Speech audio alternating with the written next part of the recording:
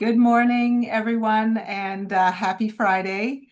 Welcome to today's session of Changing the Way We Work for Ontario Family Physicians. I'm Eleanor College. I'm a family physician. I work in East Toronto, and I'm delighted that we can continue to bring you this series in partnership with the Ontario College of Family Physicians. I'm really looking forward to today's session where we're going to be talking about infectious disease, reflecting on the past season, and also thinking about how to address those conflicting guidelines that come across our desks. I'm going to turn things over now to our OCFP president, Dr. Jobin Varughese, to introduce the session. Thanks Jobin. so much. And I'm looking forward to this session as well. Next slide. And as we'll have the introductions of everybody, but just a quick reminder that we do have these as certified sessions where you can have main pro. We'll talk more about that. Next slide. As we move into our land acknowledgement, we acknowledge the lands on which we are hosting this meeting include the traditional territory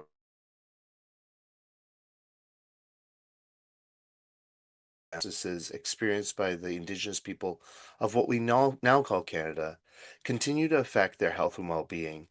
The OCFP and DFCM respects that Indigenous people have rich cultural and traditional practices that have been known to improve health outcomes.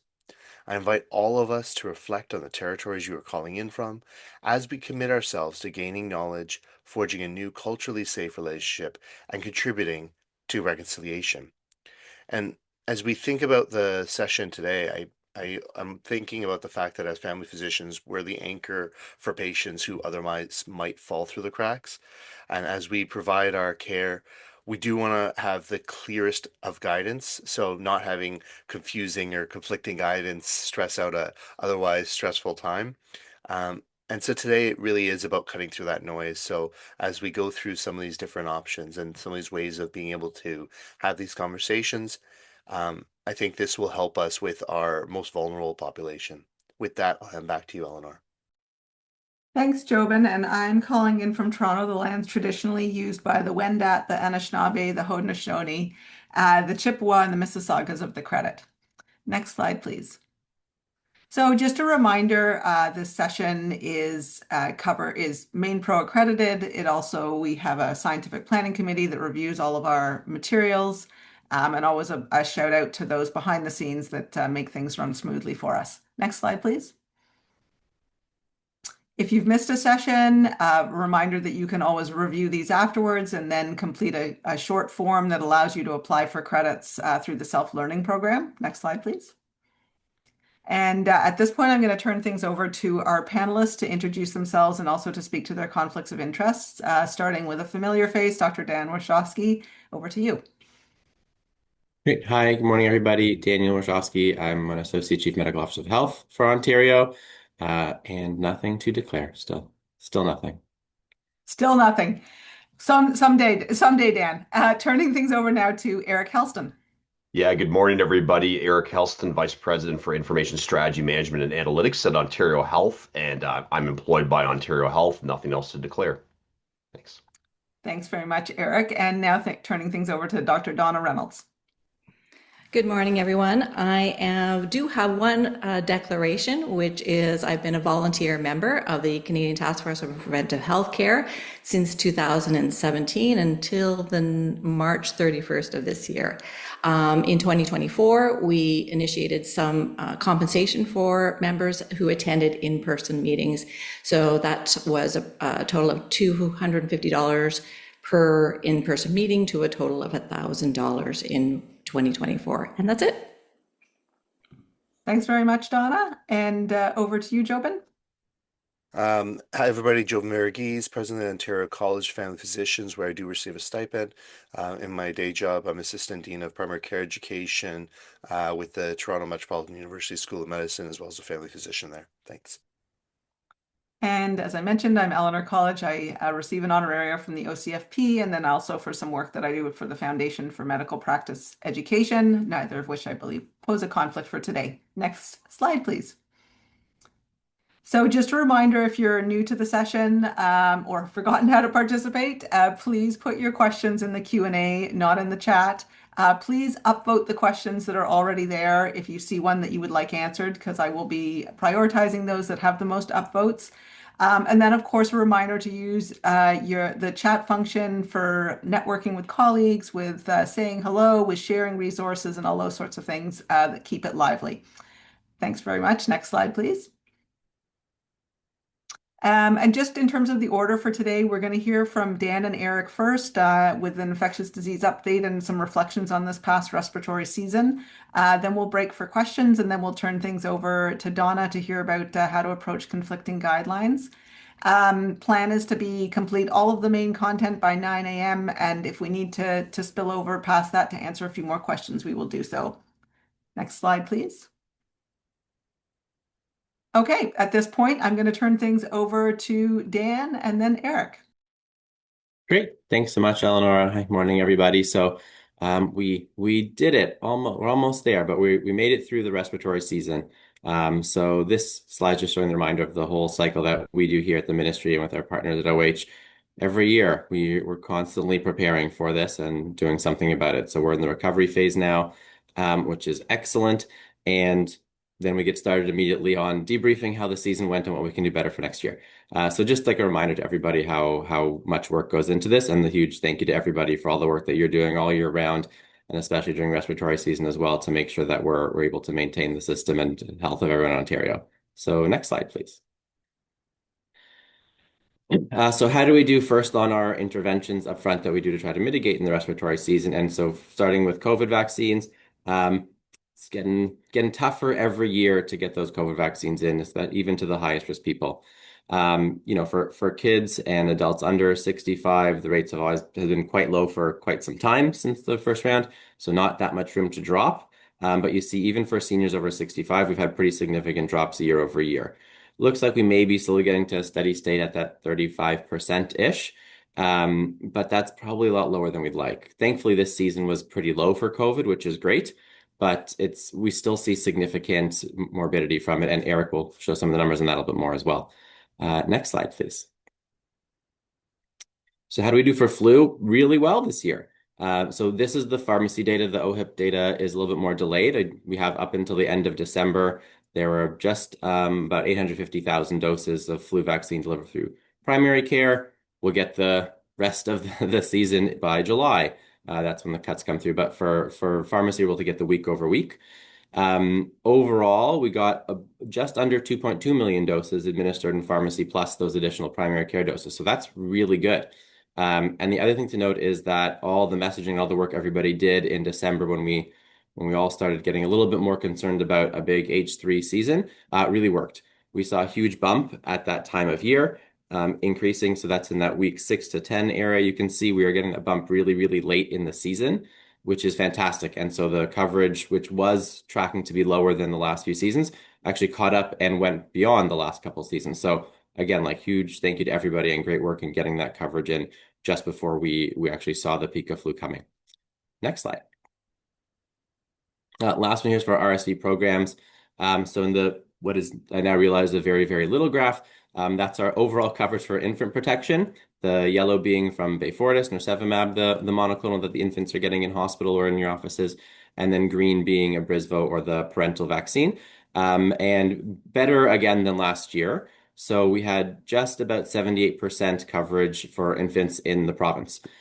This is just what we can track, though, so we actually can't track all the doses that all of you may be giving in your offices. This is the data that we get from the Born Registry. So it's really for everybody who's born in a hospital. We have pretty good data. And then reasonable if parents remember that they got Abrysvo and it's in their chart somewhere to share it. So it's undoubtedly higher than this because we know we're missing doses that have been administered in primary care.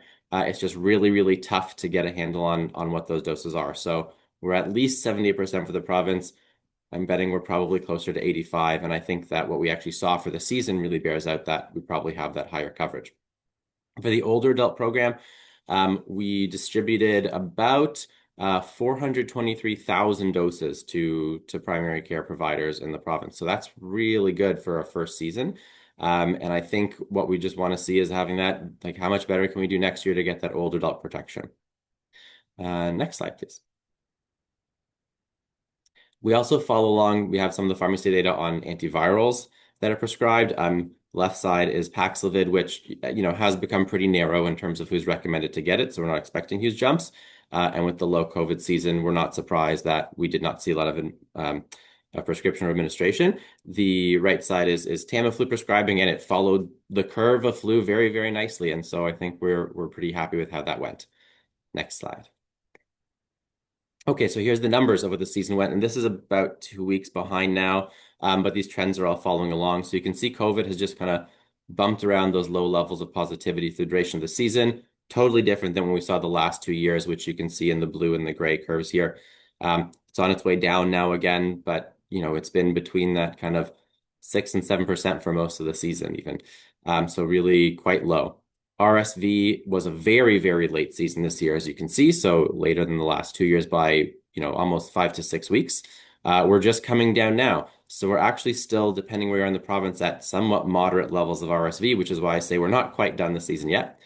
And then the bottom left is flu, and you can see this is a pretty typical H3N2 year. So the last ones were predominantly more H1N1. You can see it's a little bit longer curves, but this really, really high peak and really quick down is a little bit more typical of that H3 season.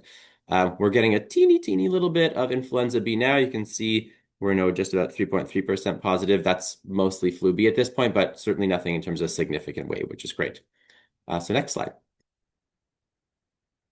So this is the hospitalization summary on top of that, and Erik has even more detail as well. So this is, I realize, hard to see with all the curves on here. So the green is flu, yellow is COVID, purple is RSV, and dotted lines are previous seasons. So you can see it was really flu was the story this year. But one thing to note is that even with the really significant peak, the cumulative number of hospitalizations was actually pretty similar to last year, which had a much more drawn out peak. Yes, like in terms of hospital capacity, a big peak like this is what we really worry about. But hospitals were definitely prepared this year, which was great. But overall, the burden was actually similar to previous seasons. COVID was a lot less than previous seasons, certainly than it has been, but still remains a pretty significant burden in terms of hospitalizations throughout the year. And RSV, we had a much better year than quite a few, and I'll get into more detail on that one. Next slide, please. So this is for our RSV. This is looking at kids on the top, 0 to 4, and then older adults on the bottom, that's the 65 plus. And you can see, look how low our RSV season is getting for kids. This is something that for anybody who's working in Emerge or in your offices, or you talk to the pediatric specialists in the hospital who are always worried about it, RSV used to be a huge problem for the pediatric hospital sector in particular. Look at 2022, 23 was a particularly bad year, and the darkest purple line is where we were this year. Almost nothing. We're flatlining how many hospitalizations we're actually seeing from kids. This is, last year we dropped by about a third from the year before. This year we dropped by another 50% from last year. And, I think it's really demonstrating how important those immunization efforts are for RSV for infants, because we're totally changing what that pediatric respiratory season looks like. For older adults, we did better than last year. Last year was the worst year we've seen in decades for older adult RSV. It's a little hard to tell how much difference the older adult vaccine's making here, although Erik has some numbers to share that maybe we can pull some things out of. But either way, much better year than the last season. So next slide, please. One thing I did want to note, and probably many of you have received emails already or shortly are going to, is we are extending the RSV season a little bit, as I mentioned. So we're still in moderate levels of RSV percent positivity for big chunks of the province. So an email has gone out through OMA, OCFP, I think sent it or is about to send it. Someone can confirm. And there will be a memo coming confirming the specific date. But for now, you don't need to stop administering any of the infant products on the 31st, so for Beyfortus specifically, I'll say. We are going to extend it probably 2 to 3 weeks into April. Our provincial RSV advisory group is just kind of reviewing the data and finalizing when we think is the best time to stop. For Abrysvo, just think about it a bit more with your patients. So obviously, depends when their infant's going to be born. So if they're not going to be born until May, probably isn't worth giving Abrysvo, even though we're technically still in the season now. It's really, we just want to cover the last, 3 to 4 weeks that we have at this point in time. So over to Erik, I think, for the next slide. Yeah, thanks, Daniel. So we can go to the next slide. Yeah. So hi, everybody. I'll give you a little bit of a perspective, data kind of driven perspective on how the broader health system sort of performed during this respiratory season, just kind of building off what you heard from Dan earlier. So I won't speak much to, let me just orient you a little bit to this dashboard. We follow this, as it says, throughout the fall winter season. We update this weekly. It's reviewed by Ontario Health and Ministry of Health Leadership. We use it as a bit of a sort of a kind of a surveillance tool at the highest level of the health system, and also, helps us tell a little bit of the story of what went on this season. So just to kind of orient you to what you're seeing here, for each of the tiles on the dashboard, the solid lines represent where we currently are as of this past week during the year, and the dotted lines, similar to some of Daniel's graphs, represent where we were at this time last year on the same measure of that same colored line. So as Daniel sort of pointed out with the hospitalization picture you see here at the top left, relatively early flu season this year, peaked in late December. Very, very sharp peak in terms of hospitalizations. As Daniel said, we hit the highest flu hospital census we have on record, but then, went down equally as quickly, if not more quickly, which is actually quite unusual. Usually we see that flu hospitalization curve, take a little bit longer to come down after it comes up. Certainly that was the case last year when we had that much later and much more prolonged flu season that stretched really right into March. I mean, at this time last year, we were just seeing that kind of flu hospitalization curve coming down. This year, we had a very sharp season, got it over with relatively early. As Daniel said, COVID just, hanging out in the background there. Always still a factor. Typically we've got 300 to 500 hospital beds always taken up with patients with COVID-19, but not seeing those, more severe peaks that we saw with the first few years of the pandemic. So COVID seems to have stabilized a little bit into, more of this, what you could call this endemic state in the background. And then RSV, as Daniel said, just a complete game changer for the kids in terms of what we saw a few years earlier with RSV, and now the rollout of nirsevimab, and I'll show you some data on that in a little bit more detail later. I did want to point to our overall hospital bed occupancy measures, and the top middle tile you see there. Our med surge occupancy levels now down to 103%.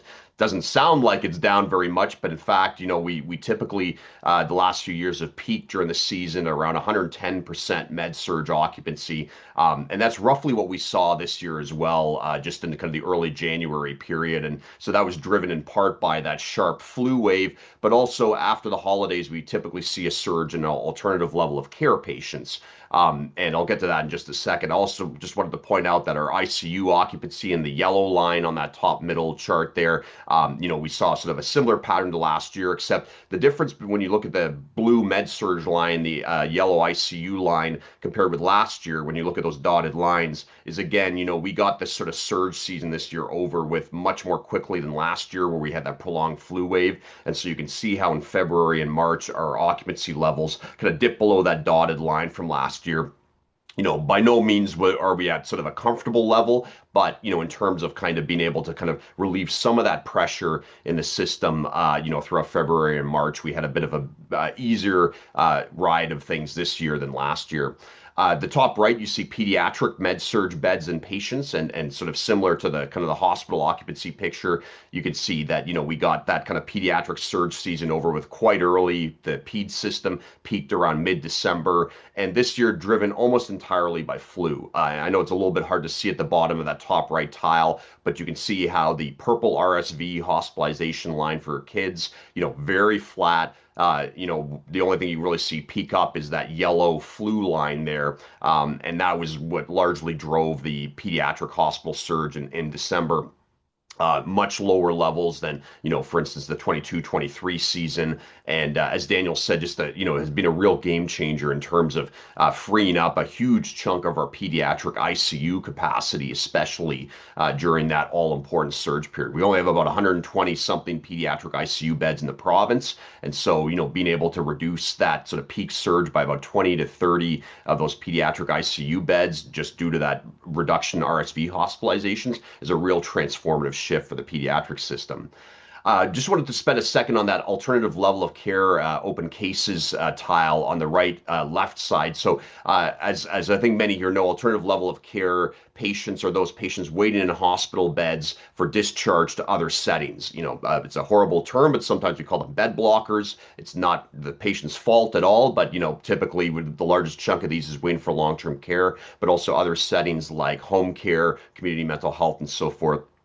And so what we saw this year was a much, much lower level of ALC patients than last year. You can see that blue line representing our total ALC open cases, about 12% lower than last year. And that was due to a combination of efforts across the system. Although the ALC cases, sort of like emergency department visits, end up in hospital, it's really the efforts of the rest of the system that can ensure that those patients are in more appropriate settings. So thanks to some great, cross-sectoral work between, hospitals and, the primary care sector, like many here, the community sector, long-term care sector, and home care especially, where we had a substantial increase in high-intensity home care models that were, providing sort of almost long-term care at home like levels of care for these patients.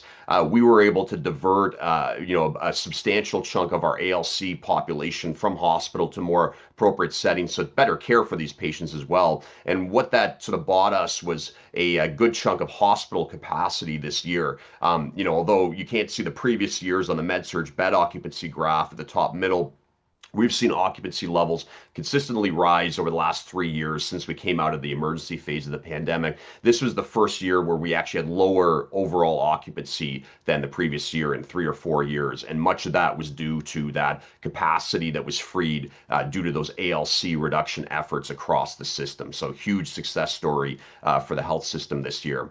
I'll just quickly skim through a couple of the other tiles. No bed admits in the central tile, also known as hallway patients, also lower this year, tends to track occupancy levels very closely. And so we saw, an overall reduction against last year, especially during that surge period. And you can see very clearly on that graph, the blue no bed admits line during February and March being much lower than it was last year. On the right middle side, emergency department wait times and length of stay. So two key measures here, the time to physician initial assessment and the average ED length of stay for admitted patients.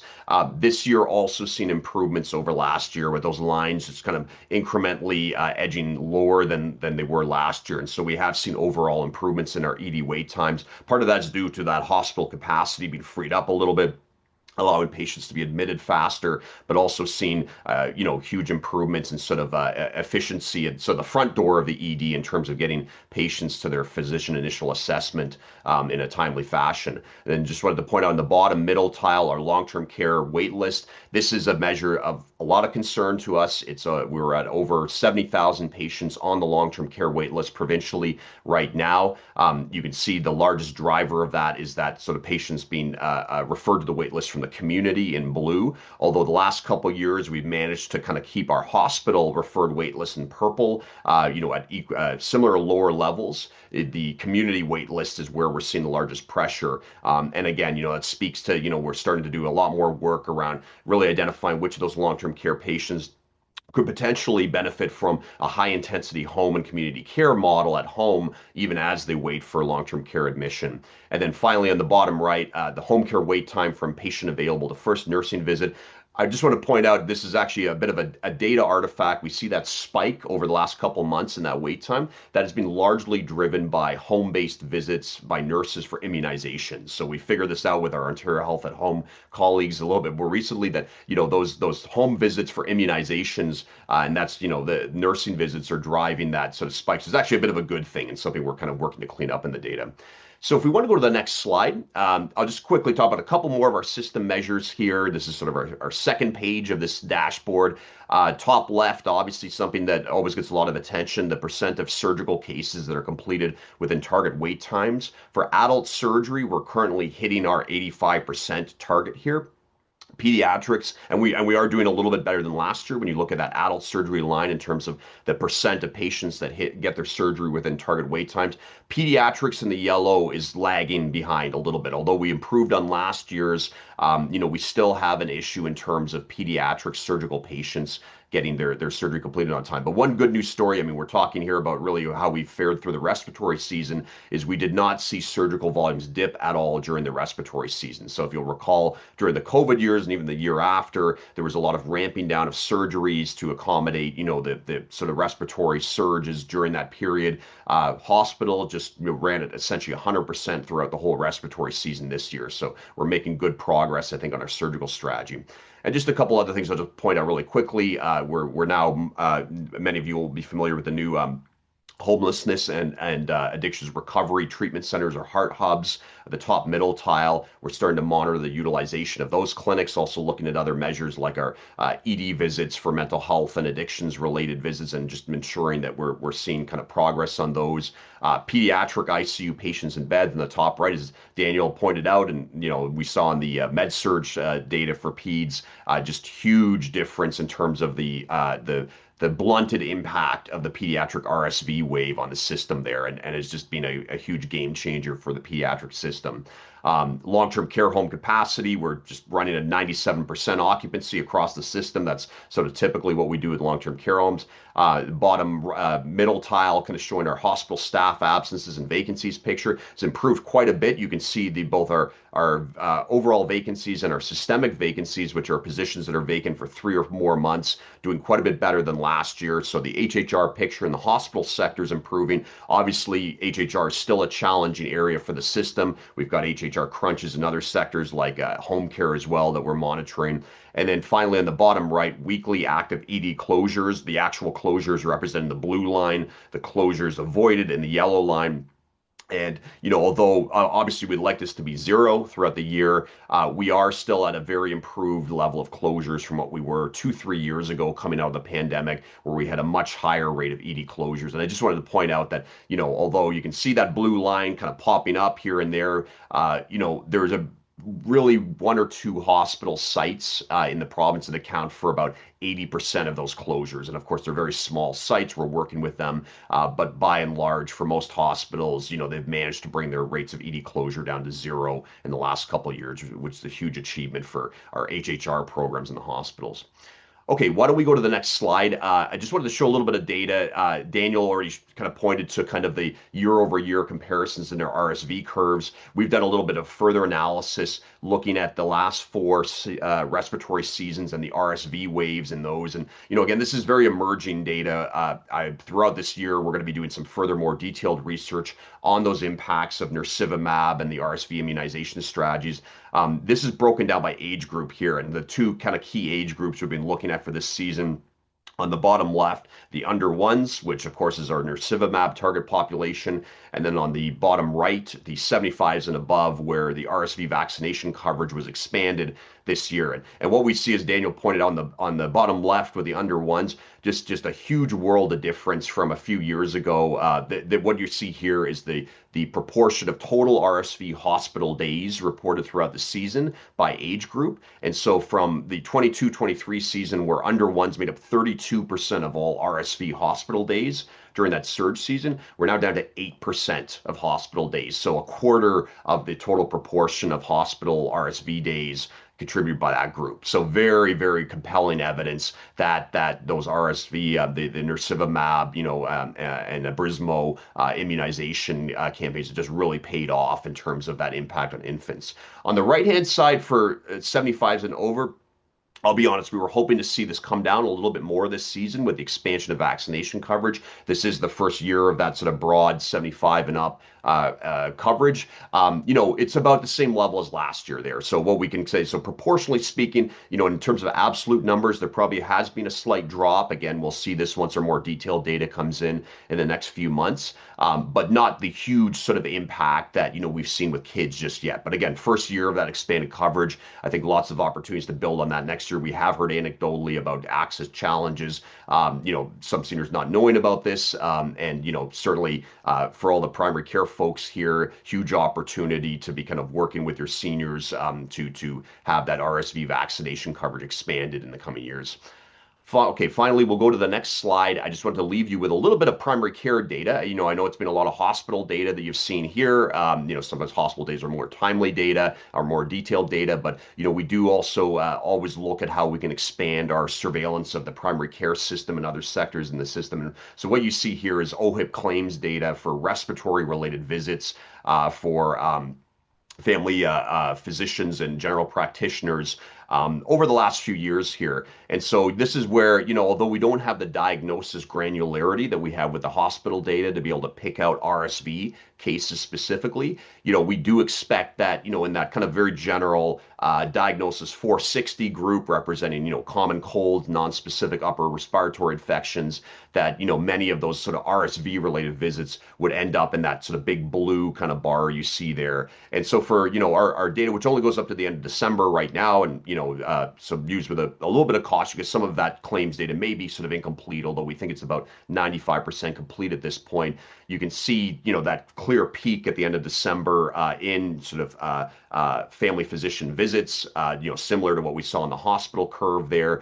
It's about the same level that we saw sort of the peak last year. But again, we're expecting this to be a sharper rise and probably a sharper fall when we get the January data in. So, again, a very quick season, quick severe flu season, but hopefully, in terms of that overall pressure on the system, a little bit less than what we saw with that prolonged season last year.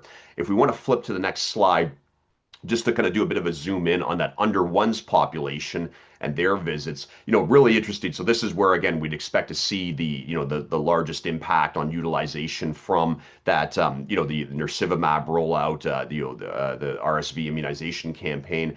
And, when we look at that kind of December peak on the far right, it does seem to be, a little bit lower than previous years there. Now, of course, the biggest impact of nirsevimab is likely on hospitalization risk, but there is, what we've seen in the evidence, and I think we're seeing in the data here, a bit of a sort of an impact also on reducing even utilization of outpatient visits, primary care, and so forth. And I think it's sort of, you see it paying off here. Really interesting kind of thing that Daniel and I discussed is that, that September peak we see here, which, certainly not, related to flu, RSV, where, it actually was a higher spike for, primary care visits for under ones than what we see with the December peak there. If we want to flip to the next and final slide, we think we have a kind of a theory here that, it was a sort of an early surge in rhinovirus this fall, where when we look at the Public Health Ontario testing positivity data, seems to match very closely with the time frame where we see that spike in infants' primary care visits there in September.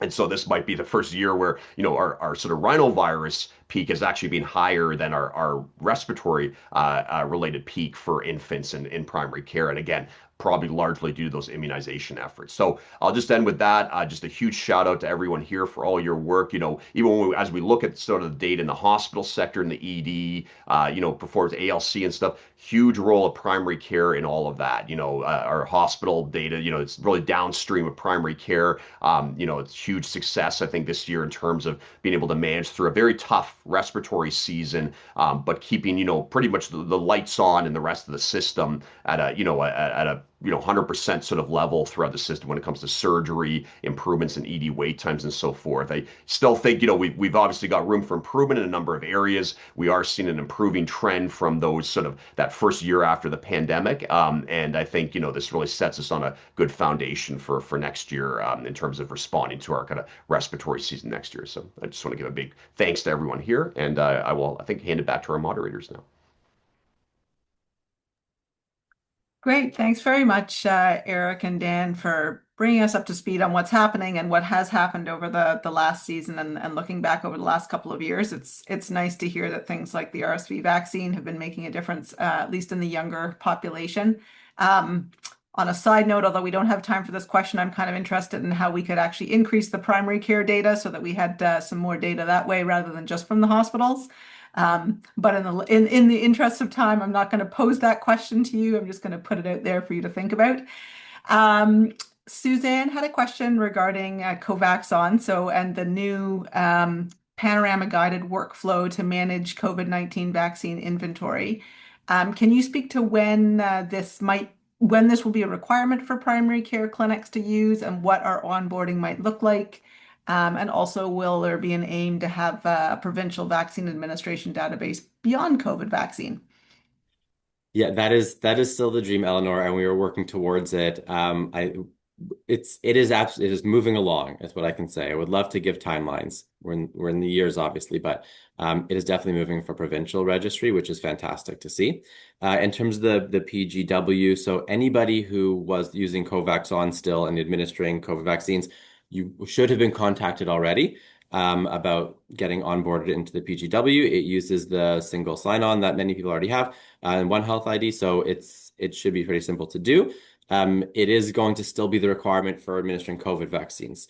It's not quite ready yet. There's a delay in getting it going, I think. So I think there are a lot of people who just didn't onboard in time. So, but it will be coming shortly. So if you are liking to give COVID vaccines, if you already were, just reach out and happily get people on help with onboarding. Great, thanks, Dan. Question from Jenny that you had mentioned that they've extended the RSV vaccine program. Just wondering why the hospital program is not following suite. It is and should be. And if your hospital is not, please let them know that we are going for several more weeks. So OH did send the message out to all hospitals. I think, we know it's hard sometimes for communication to get through, but we're not even at the 31st yet. No one should have stopped. And everybody got the message. So yes, please, if you are seeing colleagues, hospital or primary care or midwives or otherwise, let them know that we're still going and to wait for that final end of season memo. Okay, great. And so I think actually you answered one of the next questions, which is for Beyfortus, should we defer newborns now so that they can get the dose this fall instead? Yeah, I wouldn't. So, it is always a bit of a balance. But newborns are who's the highest risk, right? So if they're newborn now and we're still at 6 to 10%, depending where you're on the province positivity, that's still a pretty significant risk. And I think Erik will remember, but our pediatric percent positivity is much higher. It's like 50, 20, depending where you're on the province. It is a risk now. As those infants age, their risk drops by age. And by the time you're 8 months old, it's pretty low risk that you're going to be hospitalized from RSV. So the protection is most important now. In the fall, if we see a really early bad season, is it worth discussion and potential of the dose? That's something to think about, and that's something we'll hopefully have some more information as we get through. But this is the important time for those newborns to be getting it. Okay, great. And just a comment actually from Harry in the chat regarding COVID vaccines. So he's mentioning that it's difficult to order vaccines at the moment because One Idea Panorama is not up and running and Covaxon's decommissioned. Any way to get around that? Yeah, reach out to your health unit. I'll have to follow up and see if there's anything else that's to be communicated. But otherwise, reach out just to your local public health unit for now, and they can help you with that as well. Great. And just a question from Hal. There's a gold mine of data in this Ontario Health System dashboard. Is this something that we can review? Is this available publicly? Great question. It's not available publicly. We do have sort of an external dashboard that I believe right now it's hospitals and public health units are able to access. At this point, we don't have access available for all family practice providers, but it's something we're looking at for next year. Every year we've been trying to expand kind of our external dashboard access, and it is available through the One ID kind of provincial access sort of key that you would use for instance, accessing Connecting Ontario and clinical viewer platforms. So I would say stay tuned for next year. We're going to see what we can do to really kind of expand access a little bit further to the health system. It's a great question. Yeah, that would be great. I mean, I think people have found it really helpful having the respiratory dashboard. So lovely to think that we might have access to more data beyond that. Here's a question. Any predictions for the spring respiratory season? No. Hey, do you want to take that one? We hope COVID remains low. I think, we were expecting it to be coming up already, frankly, since we're so far out of flu, and it still hasn't. There is still the spring COVID program. We're still recommending it for those high-risk individuals, over 75, immunocompromised in particular. But at this point, I think I have no idea what COVID's going to do in the next few months. And all I can say is we haven't seen globally any particular new variants of concern that we're following that might increase a sudden spike. So it's fingers crossed we get through until the next fall. I think there's this new, what is it, the BA.32, what do they call it, cicada? I don't know who comes up with these nicknames now, but I mean, the emerging evidence seems to just suggest like, everything since the first Omicron wave, maybe it's more infectious, but no more severe than previous variants, right? I think is what they're saying. I think the flu B wave, we had a little bit of a flu B bump that seems to be kind of running its course now, right? So we've kind of gotten that over with now at this point. Great. Just a question actually specifically around pregnant people who've reported access to the COVID vaccine. Should they still be trying to get it into the spring and summer? Is that the recommendation? So for the spring program, NACI is just recommending those highest risks, so the older adults and immunocompromised. So for pregnancy, it's just because the risk is so much, the rate of COVID is so much lower, they're not still recommended for the spring program. And we see better protection from your fall dose still going through, right? The biggest reason for the spring is the waning immunity that older adults and immunocompromised people see. So if you have a pregnant person who did get their fall dose, they probably don't need it now. If they didn't get it, it's probably might be something to discuss with them and consider. Okay, thanks very much, Dan. There are a few other questions. Well, maybe you guys can take a look at them while we turn things over, because I want to make sure that we give Dr. Reynolds time to speak and have questions for her as well. And then we also can always come back to them after Donna's spoken. So thanks very much to both of you. And yeah, have a look at the Q&A that's there, and I'll turn things over now to Dr. Reynolds.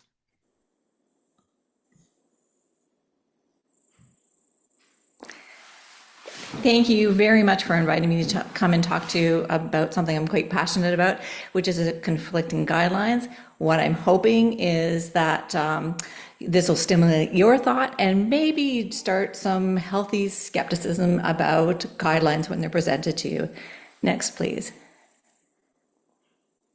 So I wanted to say, because I will be talking about conflicts of interest and as well as disclosures. So I did work on a lot of task force guidelines and really developed what I think is much more knowledge about the methods for developing guidelines, and then and as well as the content. I have published articles in the area of preventive healthcare and screening. I'm also very interested in how evidence is used and misused that affects our practices. And this is not a presentation on behalf of the task force. Next slide. So conflicting guidelines, the big question is, why do they conflict? It is rather complicated. It is a problem because it does sow confusion for ourselves, for our patients. What do we choose? And one wonders, well, isn't it all using the same evidence? And not necessarily. So it is complex, but I think one of the important thing is guidelines influence the way we practice. And people know this, in particular, industry, advocacy groups, special interest groups, and special societies know this. Next slide. So today I'd like to go through, identify features that suggest a quality guideline, kind of breaking that into relevant and versus trustworthy and trustworthy. We'll use a tool to quickly appraise guidelines for consideration. And I also hope that you are able to appreciate why guidelines with primary care involvement may differ from those of specialist and advocacy groups. Next slide. So I'm just going to go through really fast to impress upon you, hopefully, that this is a problem. So this is in terms of conflicting guidelines. So this is from 2013, the task force one on high blood pressure. Next. And then we have a hypertension guideline. Canada came out in 2025. Next. And then we have the Canadian Cardiovascular Society guidelines. This is for dyslipidemia. And next. It came out as a peer simplified guideline in 2023, so giving conflicting information, and then a whole bunch of osteoporosis guidelines. So next, 2022, SOGC on the topic. Next, 2023, which is the task force. Next, a few months later, 2023 came out with Osteoporosis Canada, and even the next one came out from rheumatology based. And next. So what I will try to concentrate and use this as an example is around the AAA screening recommendations from the task force. And next, the ones that came out subsequently from the Canadian Society for Vascular Surgery. Next. So using those as examples, in particular, what I want to pull out, because they're very discrepant recommendations, is the AAA screening for women. In the Task Force Guideline 2017, which I did not work on, it was a strong recommendation not to screen. And strong recommendations are quite rare in the Task Force, because which you will notice, most of them are conditional. What the evidence was that we did not have evidence or there was a lack of evidence for women. And what was available in one small study was very small, and it did not show any benefit. Next into the, sorry, not next slide. So from the Cardiovascular Society, it was a position statement that came out shortly thereafter that suggested one-time screening for ultrasound for all women with risk factors of smoking or CVD. And then just launched this fall was the Ontario AAA screening guideline. And it suggested we screen all women, well, at least have them receive a letter that comes to you, and then you talk to, or me, and talks to the patient about screening. Next slide. So obviously there's a huge conflict. So in the work about which is right, what should we do, there are two key components to judge whether a guideline is of quality. The first one is relevance. Is this relevant to you, your patients, your practice? And the other area is more in terms of methods. Is it trustworthy? Do we use standardized, sound methods to develop the guideline? And when judgments are required, has every effort made to make sure that those judgments are unbiased? Next. So there are a number of appraisal tools for guidelines, and I've put 4 here. I'm going to actually just concentrate on the simplified G-Trust because that's probably the most easy to implement within practice. It was created by Canadian Family Physicians, and it's actually available in Canadian Family Physician. Next slide. The tool itself, it focuses on methods, not the content of the guideline, and asks 3 questions in the domains. One is relevance, so is this guideline relevant? And then remember, talked about the sort of the trustworthy component, and that comes in under confidence, leading to the factual basis of the recommendations, and can you tell what it is?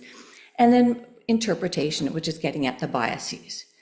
It suggests the simplified G-Trust as if you're not satisfied with the fulfilling these areas, then you have a kill switch. Stop, you do not need to proceed with further on that guideline. Next slide. So I'm going to talk a little bit about relevance, the relevance component or domain. Is this guideline useful and applicable in my practice? So are the patients like mine? Similar socioeconomic status, similar ethno-racial, geography, are they like mine? One area that often guidelines fail at is, do the guidelines address patient-oriented outcomes? And this is the benefits and harms piece. And what we're looking at is patient-oriented, something like mortality, looking at what the patient experiences. It could be things like false positive, overdiagnosis, incidentalomas, harms of treatment, that kind of thing. The next question you're kind of prompting yourself is, are the recommendations clear and actionable and feasible? Well, if we don't have harms and benefits, then how can we put forward this guideline when we can't have that conversation with the patient about so that they can inform themselves? And feasibility is also tied into the last component, which is, has time needed to treat been considered? You may have heard about our 26-hour days for doing preventive guidelines. 26 hours per day, so we can't do this. What are the opportunity costs? And you'll see in the time needed to treat link at the bottom, it talks from Choosing Wisely created a link so you can actually do an experiment that if I was to implement this, what it would look like. So next slide. So if you don't follow passing these things, then you can say, no, this is not a relevant guideline for me, next, and my patients. So I said, how do these guidelines then stack up? Now, you'll see a lot of check marks in the task force. I'm not trying to be biased towards the task force, but it was set up. The task force methods were set up to follow these international standards. So they do adhere to all of these guidelines, or all these prompts. From the Cardiovascular Society guideline, or the position statement, unfortunately, the guidelines do not systematically address the patient-oriented outcomes. There are some benefits. There's very few harms, and most of it is not in absolute numbers. So it makes it very difficult to operationalize with our patients. In addition, it really hasn't assessed much of the feasibility. Because of the Ontario AAA screening guidelines were based on the cardiovascular screening, they actually match up very well. Next, please. So now I'm going to talk a little bit more around the methods part, and I'll try not to get too deep, but please feel welcome to ask me questions. Next slide. So there were 3 methodological advances that enhanced guideline production to make them more trustworthy. The first was GRADE, and you may have heard about GRADE. It is the recipe book, the how to do a guideline, how to do a systematic review. And the important is rating the quality of the evidence so that we know if it's good or high, or where the uncertainty is. In addition, the US Institute of Medicine took a broader look and said, what are criteria for developing a trustworthy guideline? And the GIN group, I love their acronym, is developed managing conflicts of interest. So let's go to the next slide. So I'm not going to go into the details about GRADE, but I thought maybe the US Institute of Medicine document might be of interest. So the first thing, it should be based on an systematic evidence review, following something like GRADE. Everything should be explicit and transparent so you can see from A to Z what happened, including those conflicts of interest. In addition, so the fourth bullet, it should include people that are affected by it, including us, if it's aimed at primary care and our patients. Next. So in the simplified G-Trust, this is called confidence. What is the factual basis of the recommendation, and is this transparent in the guideline? So the easiest thing is a systematic review available? Can you find it? And you'll be surprised how many don't have it. Maybe you won't. And was something like GRADE or a similar rigorous method used? So let's go to the next slide. If no, you stop. Next. So how do we stack up?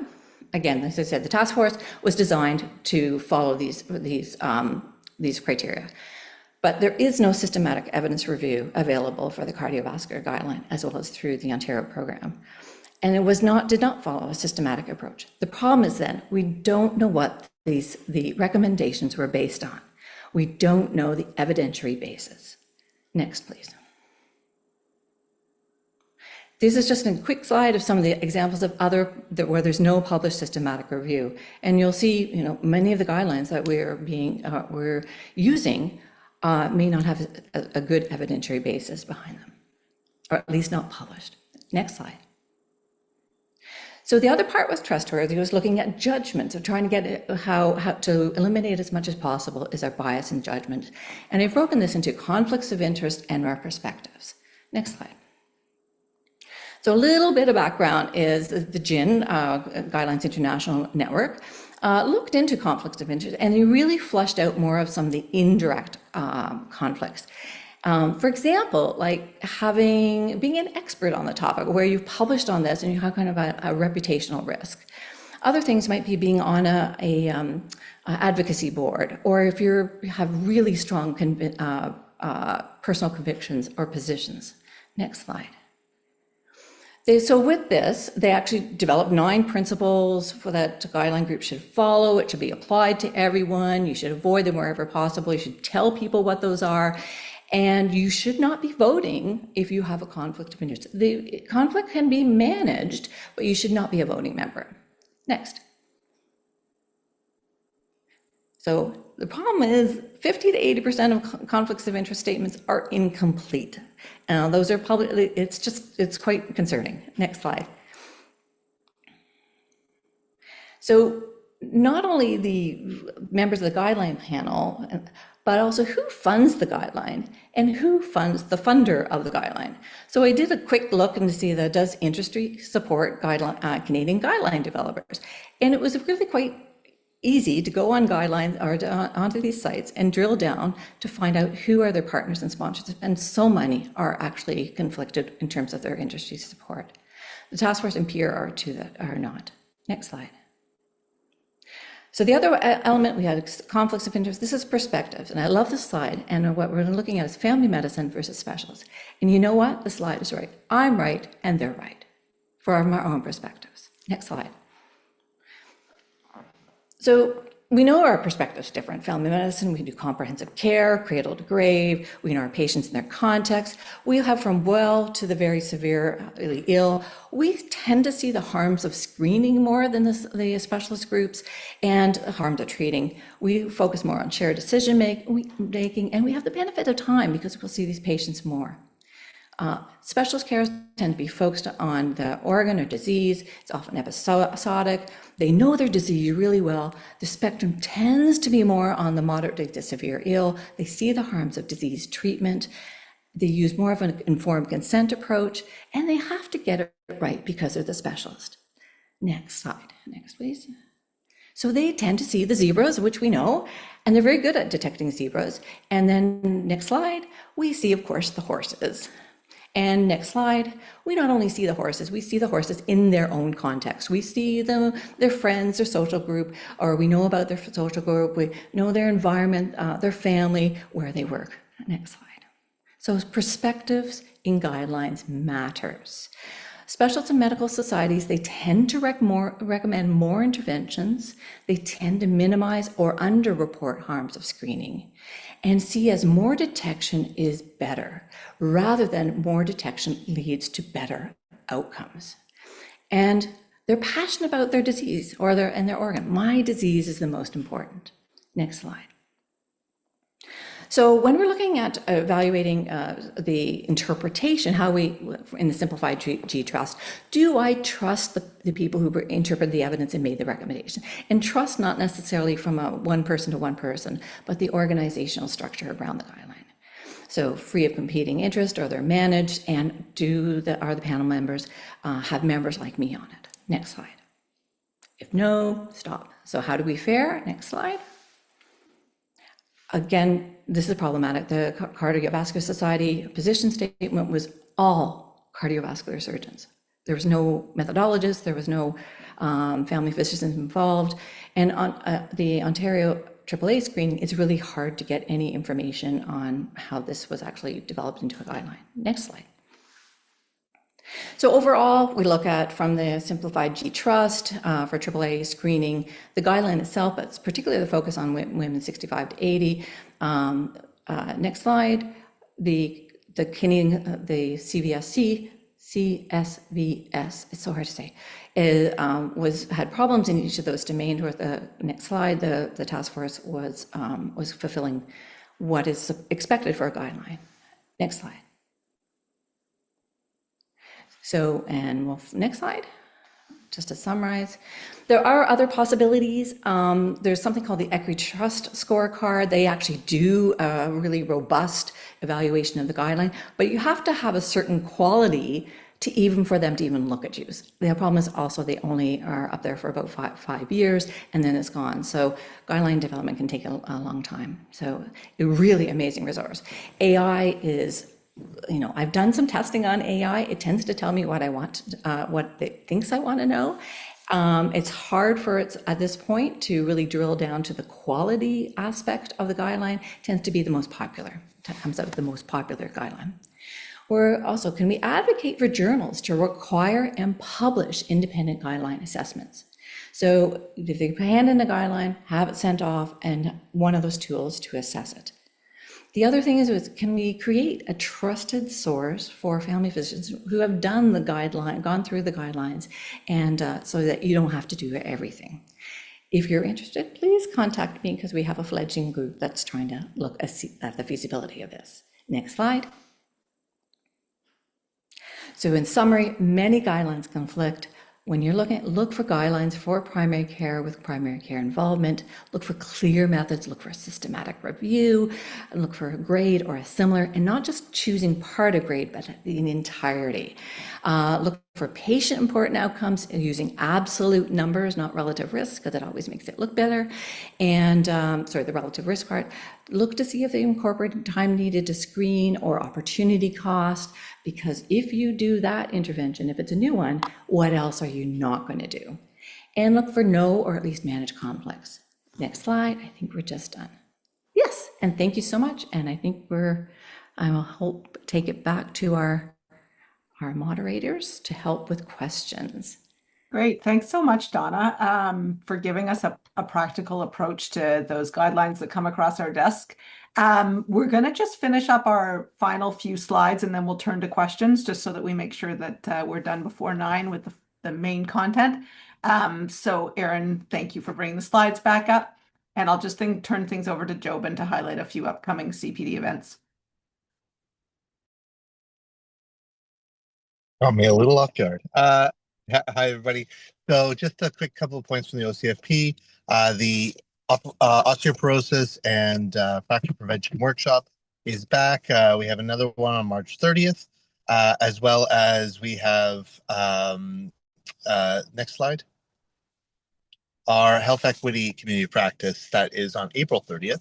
Remember that this is another newer community practice that's really gained a lot of steam and allowed us to really focus on areas that sometimes can be overlooked. So specifically, our next one is caring for adults with intellectual and development disabilities. So I highly recommend people consider that. Next slide. And as a reminder, we have our Practicing Well community practice, the returning to work planning and practical WSOE considerations, as well as our Peer Connect mentorship. Next slide. We launched this Care When You Need It program. It actually has been quite powerful and has been helpful in getting patients' voices, as well as you may have seen it on the TTC or when you're driving the Gardner, definitely on social media. This has been quite powerful to be able to share our message, and there is ways to send letters to the MPP as well as spread the word itself. Next slide. And I'll turn back to you, Eleanor. Great. Thanks so much, Jobin. So just a reminder, we also have a first 5 years community of practice. So if you're in your first 5 years, please join us April 21st, 7 to 8 p.m. The next session is on patient management and setting expectations, which can always be challenging, especially early on, but throughout careers. And then in May session on parental leave and practice management with young children. Next slide, please. Just a reminder, we have other sessions. If you've missed previous ones, please jump online and view our previous ones. And I think that's our last slide, but one more. Yep, just save the date for our next session, which is April 17th.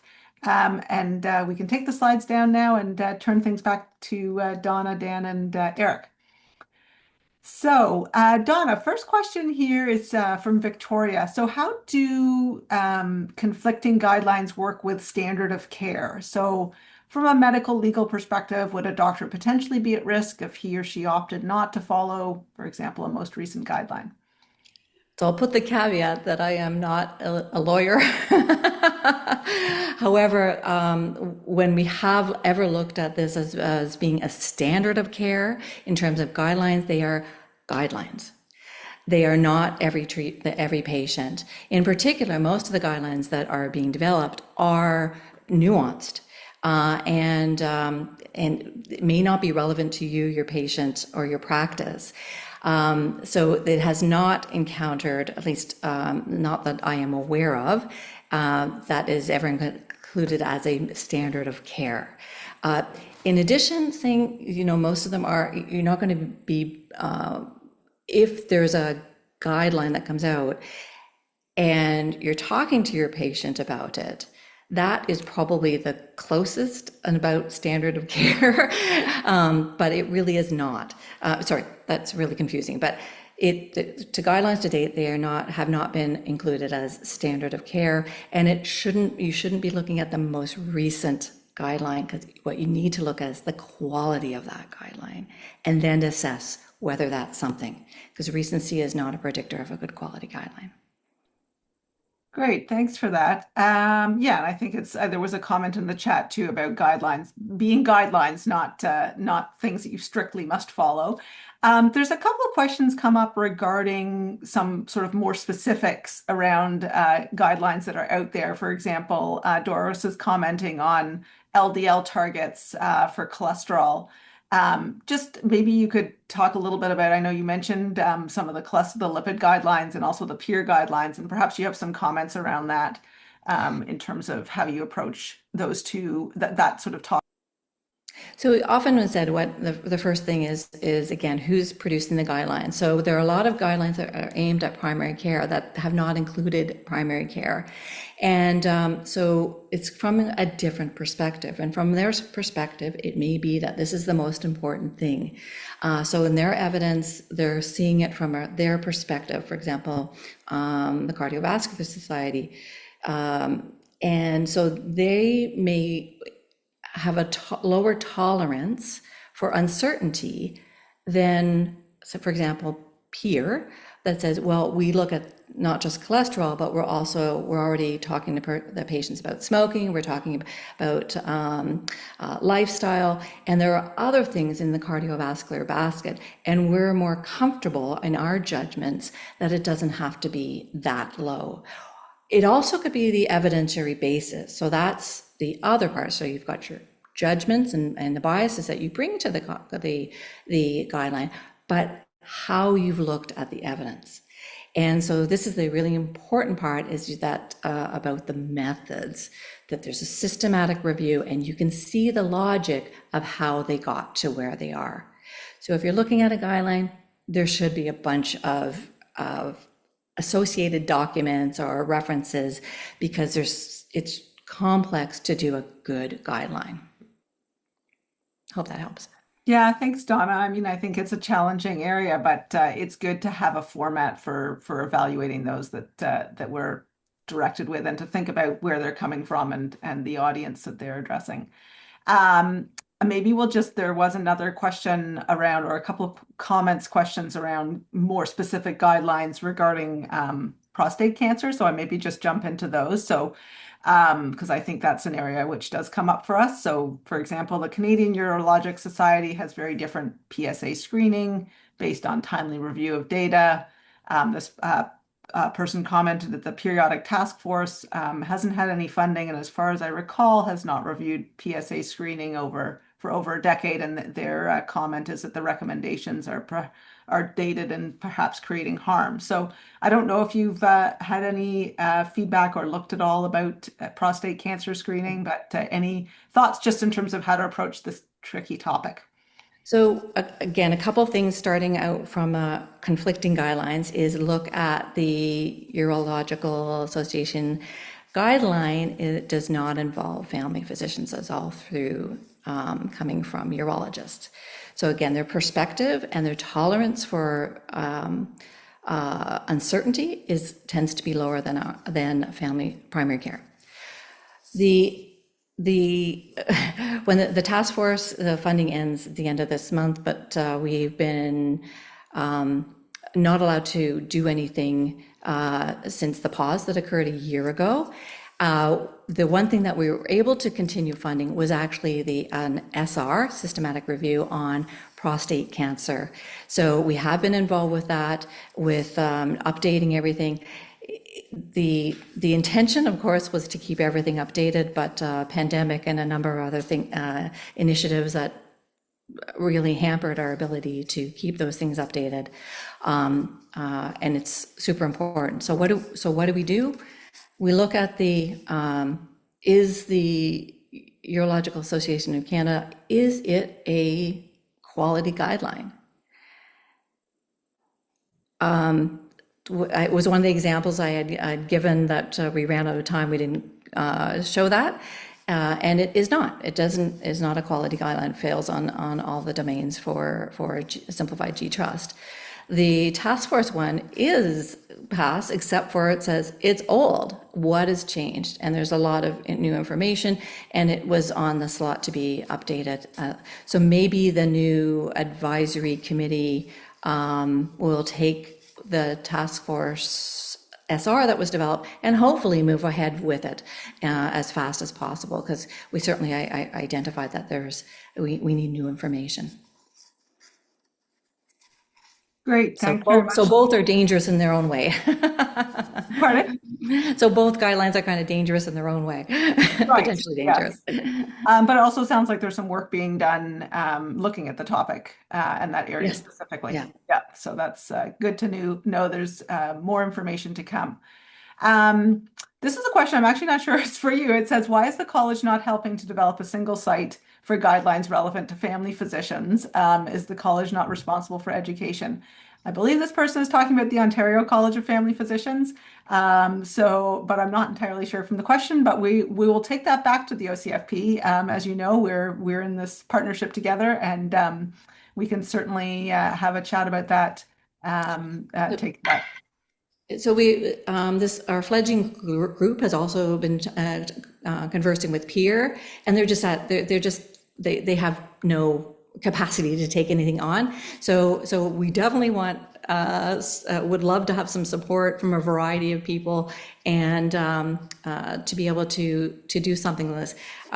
There's a group in Quebec that I've been working with, and they're trying to move ahead as much, but they have no money, which is of course the problem. So they're looking at actually trying to see if ways of getting some funding. But ideally, even if there's so many volunteers involved, we could spread out. I would love to have things like a new guideline comes out, whether it's treatment or preventive care, and then have, say, for example, students go through and do a simplified G-Trust with, and have multiple people, so we come up with ensure that we have agreement on it. So there's lots of ways to do it. It's just some of the backbone that would be really helpful to work with the colleges on. Great. Thanks very much, Donna. And good to think. I mean, obviously, you're very passionate about this, and it sounds like it would be great to have somebody who kind of looked at the guidelines and did that G-Trust score for all the rest of us. But in the meantime, we can also do it ourselves, having now learned about it. I'm just going to ask you a question here. So it's really a comment, actually, and I think it's a struggle for many of us. So Vivian notes that she followed the new osteoporosis guidelines for a 63-year-old female with no risk factors, told her she didn't need a bone density, and she then went to a walk-in clinic and they ordered, and she had significant bone loss in her lumbar spine. So then she found herself in the hot seat for not ordering the bone density, even though she had followed the guidelines. Any comments on that? I mean, how do you sort of manage that in practice? Thoughts? It's so tricky because osteoporosis is not a disease. It's a risk factor for fracture. So, I mean, using for example, for the fracs, it's being marketed as a disease, but it's a risk factor for fracture, like the others in fracs. So certainly your age, your smoking status, alcohol, steroid use, exactly. So one of the things is if you identify, if it's being identified, and it is a bone density, myself, I've been offered a bone density, and you start thinking, okay, well, what are the harms of this? And would I actually want to take medication from it? So low bone density is, some may want to take medication. The FRAX tool is still available on the website, for the task force website, and it's based on Canadian data. So you can say, well, it's not recommended. If you want to go and have a BMD, then would you take medication for it? And this is what the impact of that medication would be. And if it's a young person like 63, then what you'll see is that the actual benefit is very, very low. If some people will want to, but most won't, at least from the preferences, values and preferences we look at. But there's so much push right now for bone density, and this is again from Perspectives. Osteoporosis Canada has been very good at getting their message out, but it's a perspective. It is funded by industry, and so they don't have an SR, and yet it's couched very much as evidence-based. But there is no evidence for bone density in men of doing a bone density that has benefit. There's nothing below 65. It does not show to be helpful. So we are in this position where there's this huge group that are saying, do this, do this, do this. And we're creating this conflict for ourselves in our practice, but also our patients. So this is why it's a problem. And developing as your own, as a family physician, more skills and being able to explain it to patients. And if they want it, they'll get it. But it doesn't necessarily mean it's going to impact the outcome, which is fracture. Right. Great. So I think just taking away from that, obviously having that conversation with our patients around, how it might change their care or not change their care. Yeah, exactly. And change their outcome, not just their right. care, but also their outcome. So right. And I think maybe actually you touched on a point that David brought up here. So how can trusted guidelines compete in the media over recommendations to limit testing for a specific condition when advocacy groups tend to attack them with an impassioned statement from an affected patient with the target condition and an expert in their diagnosis and treatment? So, for example, radiologists and cardiovascular surgeons for AAAs. Yeah, it is this big tsunami that we're against. Actually, I just drafted a paper on advocacy and evidence and how advocacy groups use evidence to get their point across. One is to have a celebrity person talking about their condition, how it saved their lives, for example. So it is far from simple. There is not a simple answer at all, other than, you're, as family docs, you're one of the most trusted, we're one of the most trusted groups, in particular with our patients. So being open to them about these conflicts, about advocacy groups when we can, but it is definitely a challenge to be able to avoid this wave. But having at least the skills for you to be able to go and say, well, the problem is this was developed by advocacy groups, or this was, it wasn't the evidentiary basis was here. If I look for AAA is, if you want me to do this, where's the tool that I can have that shows me the absolute benefits and harms in absolute numbers, and not just who's going to be referred for AAA, but actually who's going to be harmed by it. We know even if you go for endovascular repair, the EVAR, there's a mortality rate for that. And we're starting it out with what we thought were healthy people. So even if you do the EVARs, there's a mortality rate of at least, I think it was about 1% of those. So there are real harms that our patients should know about before they embark on a screening. And would we ever, start doing medications without a randomized controlled trial or without significant evidence that this is of benefit to someone? So I will shut up because I will keep going. Donna. There's a couple of questions that are specifically around like breast cancer and screening, which actually I'm going to leave because I think they probably would go to somebody who specializes in the breast cancer screening programs and that kind of thing. And hopefully that's a session perhaps we can do in the future. So I think I'll just finish off with one question specifically around evidence. So, and perhaps you could answer this. So why do experts say there is, quotes, no evidence versus saying there's a lack of evidence when something has not been studied extensively yet? Do you have any thoughts on that, just in terms of how, I guess, gets a little bit to grade and those kinds of things? But yeah, the reporting of evidence, and when there's no evidence, how do you report that? So we've been trying, at the task force, we were trying to do is a lack of evidence or an absence of evidence, because it is confusing. When you say no evidence, is that like no evidence of benefit? Does that mean there's no evidence, or does it mean the evidence that is there shows no benefit? So it's having to sometimes split hairs, which is something that grade system really does well. Grade also, however, is confusing because when in some of the language, because it'll talk about it probably does this, it may do this, and there's a difference based on the grade wording on your certainty for that.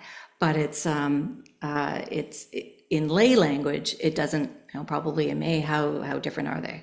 So it's having to be precise with our language, in particularly around no evidence of something.